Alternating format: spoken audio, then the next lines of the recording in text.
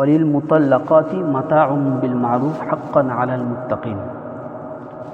আর তালাকপ্রাপ্ত মহিলাদের জন্যে রীতি অনুযায়ী তাদের খোরপোশ দেওয়া মুত্তাকিনদের উপরে, পরেজগারদের উপরে হক রয়েছে এবং জরুরি। অর্থাৎ তালাক দেওয়া আল্লাহর কাছে তালাক কোনো ভালো জিনিস নয়। হাদিস শরীফের মধ্যে এসছে যত জায়েজ জিনিস রয়েছে, হাদিসের ব্যাখ্যা যে জায়েজ মনে করেন খাওয়া জায়েজ, পান করা জায়েজ, স্ত্রীর সাথে সাক্ষাৎ করা জায়েজ, এগুলো সব জায়েজ। কিছু কাজ আছে সওয়াব, কিছু কাজ আছে সুন্নত, কিছু কাজ রয়েছে ওয়াজিব, কিছু ফরজ, কিছু কাজ রয়েছে জায়েজ, করলেও তোমার ভালো, না করলেও কোনো সমস্যা নেই। তার মধ্যে একটা হলো তালাক দেওয়া, এটাও জায়েজ। কিন্তু আল্লাহর কাছে সবচেয়ে ঘৃণিত এবং আল্লাহকে রাগান্বিত করে তোলে এমন কাজ, জায়েজ কাজের মধ্যে থেকে সেটা হলো তালাক। যে অকারণে তালাক দেয় আল্লাহর কাছে সে সবচেয়ে মবগুজ, আর তার প্রতি আল্লাহ তাবারক তাআলা অনেক রেগে যান, আল্লাহ মোটেও বরদাস্ত করেন না। সেই জন্যে তালাকের ধাপ আল্লাহ বুঝিয়েছেন। এক, প্রথম দাও, দেওয়ার পরে সময় নাও, ইদ্যত পালন করার পূর্বে ইদ্যত পালন করতে তাকে ছেড়ে দাও, তার মধ্যে ভালো হয়ে গেলে সমস্যা নেই, আবার ফিরে নাও, আবার দাও। এইভাবে মোটামুটি তৃতীয় তালাকের পরে আর ফেরার সময় নেই। আর আল্লাহ তাবারক তাআলা এটাও বলছেন যে তালাকপ্রাপ্ত মহিলাদের উপরে তার খোরপোশ, তার যাবতীয় প্রয়োজনের জিনিসপত্র, যা কিছু আসবাবপত্র লাগবে, সেগুলো মুত্তাকিন মানে যারা আল্লাহর বিধানকে মানে তাদের উপরে অপরিহার্য দিতে হবে। এমনকি মোহর যদি বাকি থেকে থাকে, ওই তালাকের সময় তোমার মোহরটাকে আদায় করে দিতে হবে। তো এতগুলো আল্লাহ তাবারক তাআলা বিধান এবং শর্ত লাগিয়েছে যাতে করে মানুষ তালাক দিয়েও ফেসে যায়, আর এই লম্বা সময়ে থাকার কারণে আবার আপোষে মিল হয়ে ফিরে আসে। আল্লাহ চান না এই জিনিসটা, যে স্বামী স্ত্রী খেলা নয় যে 1 মাস 1 বছর ঘর করে তারপর বললো আর থাকবো না, আর হবে না, অন্য জায়গায় বিয়ে করবো। এটা কোনো খেলানো নয়, এটা জীবন। কাযালিকা ইউবাইয়িনুল্লাহু লাকুম আয়াতিহি লাআল্লাকুম তাকিলুন। এরকমভাবে আল্লাহ তাবারক তাআলা তোমাদের সামনে আল্লাহর বিধানগুলোকে স্পষ্টভাবে বায়ান করে দেন যাতে করে তোমরা বুঝতে পারো। আলাম তারা ইলাল্লাযীনা খারাজু মিন দিয়ারিহিম ওয়া হুম উলুফুন হাযারাল মাউত ফাকালা লাহুমুল্লাহু মুতু সুম্মা আহইয়াহুম ইন্নাল্লাহা লাযু ফাযলিন আলান নাসি ওয়ালাকিন্না আকসারান নাসি লা ইয়াশকুরুন।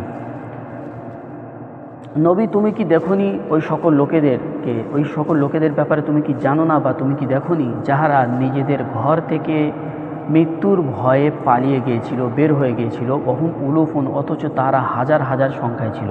ফাকালা লাহুমুল্লাহু মুতু, আল্লাহ বলল তোমরা মরে যাও। সুম্মা আহইয়াহুম, ফির আল্লাহ তাবারক তাআলা তাদেরকে জীবিত করলেন। আল্লাহ তাবারক তাআলা আসলে এই আয়াতের মধ্যে যুদ্ধের প্রতি উৎসাহিত করার জন্য আয়াতটা বলছেন।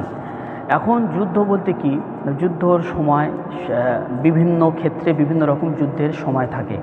বর্তমান ভারতবর্ষের মুসলমানদের যুদ্ধ মানে এই নয় যে বন্দুক আর তলোয়ার নিয়ে মাঠে নেমে পড়ে। এর আগেও বলা হয়েছিল যুদ্ধের অর্থ হলো ইমানকে হেফাজত করা। এই ইমানটাকে হেফাজত করার জন্য নিজের জান দিতে হলেও জান দিতে হবে, মৃত্যুর ভয় করলে হবে না। মাদ্রাসা, মসজিদ, মক্তব, খানকা এগুলোকে হেফাজত করার জন্য নিজের জীবন দিতে হয়, নিজের জীবন দিতে হবে, এতে শহীদ হবে। এটাই হলো যুদ্ধ। ভারতবর্ষের মুসলমানদের জন্য ইমান বাঁচানো, মাদ্রাসা মসজিদ বাঁচানো, এটাই যুদ্ধ। এখানকার তলোয়ার আর ওই বন্দুকের যুদ্ধ নয়। কিন্তু এই যুদ্ধতে যদি কেউ পালিয়ে যায়, গাফলতি করে, অবহেলা করে, আল্লাহ তাবারক তাআলার কাছে কিয়ামতে সে ইমানদার হয়ে উঠবে কি, সেটাই আবার একটা সম্ভাবনা নেই যে ইমানদার হয়ে উঠবে। সে একজন বেঈমান বা তার ইমান নষ্ট হয়ে যাওয়ার আশঙ্কা রয়েছে। সেজন্য মসজিদ, মাদ্রাসা, ইমান নষ্ট হচ্ছে, সেখানে তুমি ঘরের দরজা বন্ধ করে নিজের আয়েশ আশাতে রয়েছো, আল্লাহ তাবারক তাআলা তোমার কাফেরের দলভুক্ত করবে। তো সেজন্য করে ক্ষেত্রে এবং বিশেষ জায়গা অনুযায়ী যুদ্ধের তরিকা পাল্টে যায়। তখনকার সময় কি ছিল যে কাফেররা ডাইরেক্ট ইসলামের প্রতি বা ইমানদারদের উপরে, মুমিনদের উপরে আক্রমণ করছে। এদেরও দরকার যে আল্লাহর আদেশ ছিল তলোয়ার নিয়ে ঝাঁপিয়ে পড়ো এবং তাদের পুরোপুরি জবাব দাও, ইমানটাকে রক্ষা করো, ইসলামটাকে রক্ষা করো। এখন কি হয়েছে, তখনকার কিছু সময় লোকেরা তারা পালিয়েছিল যে না, যুদ্ধ করবো না, ঘর ছেড়ে পালায়, অন্য জায়গায় গিয়ে লুকিয়ে যায়। আল্লাহ তাআলা তাদেরকে মেরে দেন।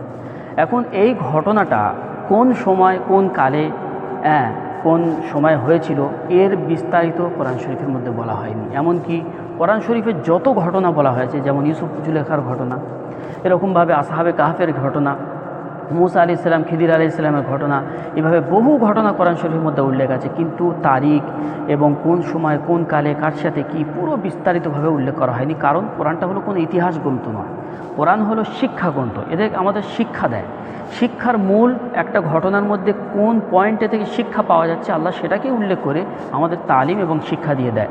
এছাড়া বাকি হিস্টোরিকে আল্লাহ তাআলা উল্লেখ করেন না। কাজেই আমরা অনেক বক্তাদের মধ্যে শোনা যায় যে ইউসুফ জুলেখার ঘটনা এত মিষ্টি ঝাল মাখিয়ে তুলে ধরে যে শুনে পুরো একেবারে দিল কেঁপে ওঠে, ঠান্ডা লেগে যায়, একদম খুব মনে শান্তি পাওয়া যায়, কিন্তু তার হাকিকাত কিছুই নেই। তো সেজন্য করে আমাদের শিক্ষার প্রতি খেয়াল রাখতে হবে। আল্লাহ বলছেন যে তোমরা যদি আল্লাহর বিধান ছেড়ে, আল্লাহ এক জায়গায় আদেশ করেছে যে এখন তোমাকে এখানে রুখে দাঁড়াতে হবে, মনে করো সেই বিধান থেকে পালানোর, নিজের জীবন বাঁচানোর জন্য সেখান থেকে তুমি পালিয়ে গেলে, আল্লাহর বিধানকে পিছনে ফেলে পালালে, আল্লাহ তাবারক তাআলা, তুমি যুদ্ধের ময়দান থেকে পালাচ্ছ, আল্লাহ তোমার ঘরেও মারবে। আর এমনও হতে পারে যে তুমি যুদ্ধের ময়দানে পুরো যেখানে গুলি এবং তলোয়ার চলছে সেখানে ঢুকে গেলে তারপরেও আল্লাহ তোমার জীবিত ফিরিয়ে আনবে। পারে কি পারে না? হযরত খালিদ বিন ওয়ালিদ রাদিয়াল্লাহু তাআলা আনহু মৃত্যু সজ্জায়, বদরের যুদ্ধ সাহাবী, উহুদের যুদ্ধ পুরোপুরি খালিদ বিন ওয়ালিদ রাদিয়াল্লাহু আনহুর প্ল্যানে মুসলমানরা প্রায় হারার মুখে চলে এসেছিল। পুরোপুরি হারেনি, তবে ডর প্রায়, এরাও মার খেয়েছে, ওরাও মার খেয়েছে, এরা অসংখ্য মার খেয়েছে, মুসলমানরা একটু দেবে গিয়েছিল, পুরোপুরি হার হয়নি। কারণ যুদ্ধের হার ধরা হয় যে দলের সাথে যুদ্ধ হচ্ছে তার নেতা যদি ধরা পড়ে যায় বা মারা যায়, তখনই কিন্তু যুদ্ধের আসল হার হয়।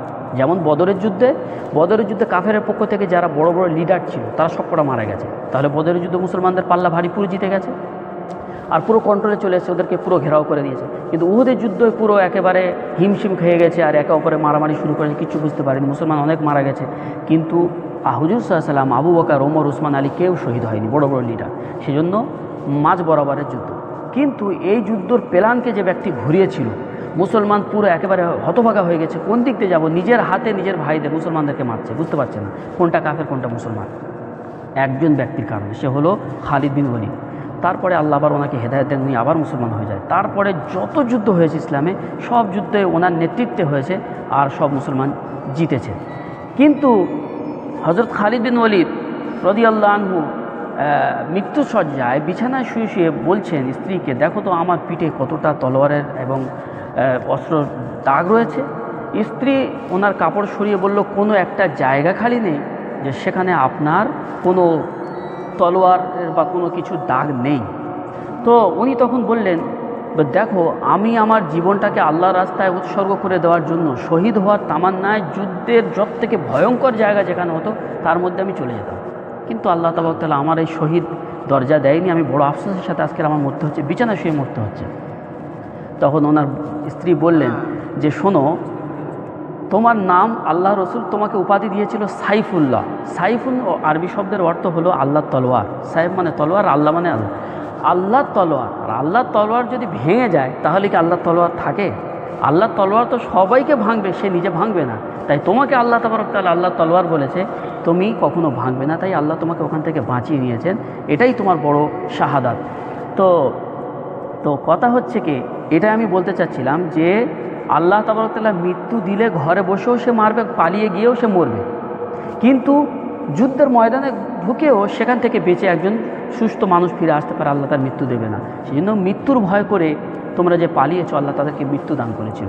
এখন ঘটনাটা কোন জায়গায় কোরআন উল্লেখ করেনি, তবে হযরত একজন বড় লেখক ঐতিহাস তিনি লিখছেন, জারির তাবরি রহমতুল্লাহি আলাইহি সাহাবার সূত্রে লিখেছেন যে এই ঘটনাটা মদিনায় প্রচলিত ছিল।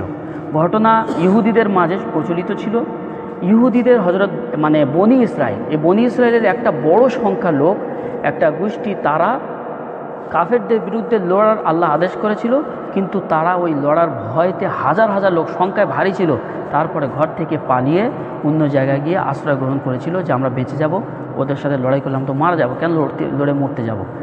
আশ্রয় গ্রহণ করে আল্লাহ তাবারক তাআলা বললো যে মুতু, তোমরা মরে যাও। আল্লাহ সঙ্গে সঙ্গে তারা সকলে ওখানেই মারা যায়।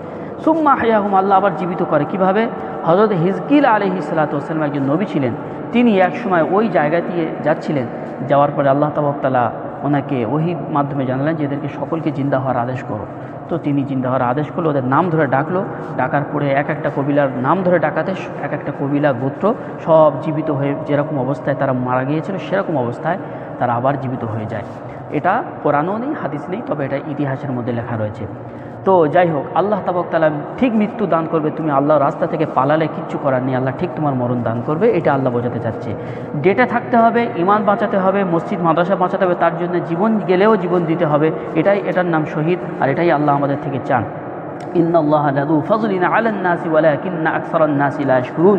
নিশ্চয়ই আল্লাহ তাবারক তাআলা আল্লাহ তাবারক তাআলা অনেক ফজলওয়ালা নিজের বান্দাদের উপরে, নিশ্চয়, কিন্তু বেশিরভাগ সংখ্যার মানুষ তাহারা আল্লাহর শুকরিয়া আদায় করে না। আল্লাহ যে অতি দয়াবান, অতি রহম এবং দয়া করে নিজের বান্দাদের উপরে, সেটা বান্দারা বোঝে না, আল্লাহর শুকরিয়া আদায় করে না। তো আল্লাহ তাবারক তাআলা আমাদের সকলকে কোরআনের প্রতি আমল করার তৌফিক দান করুন।